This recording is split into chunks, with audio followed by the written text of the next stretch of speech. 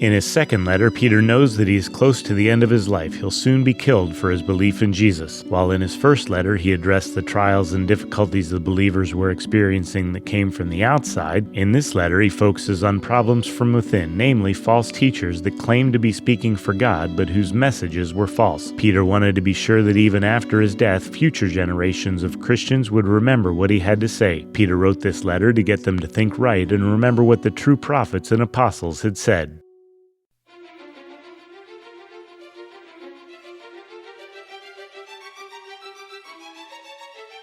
With a recap of the fruit of the Spirit, Peter wrote that God has provided everything we need to live fruitful and effective lives for Jesus. Peter spent 3 years with Jesus, and he said that the stories about Jesus were true. He was there. The prophets didn't make up their messages either. God told him what to say through the Holy Spirit. Peter warned about false teachers, prophets for hire. They are arrogant, slanderous, and full of sin and greed, and like Balaam, they tell you what you want to hear for a price. They lead people away from God, and God will judge them for it. There have always been false teachers, so be on guard and don't believe everything you hear. God destroyed the earth with a flood, and later he destroyed Sodom and Gomorrah because of their wickedness, and he's going to destroy the earth again for the same reason. He saved Noah and Lot and their families because of their righteousness, and he'll do the same thing next time too. Some will poke fun and say, when is he coming? If Jesus hasn't returned yet, he must not be coming. But God's time is the right time. He's holding off to give everyone a chance to be saved, but the judgment will come, rest assured. The earth once destroyed by water will now be destroyed by fire, and without warning, like a thief in the night. The good news is that after the destruction there will be a new heaven and a new earth. Perfect. Watch for it. Until then, grow in the grace and knowledge of Jesus Christ.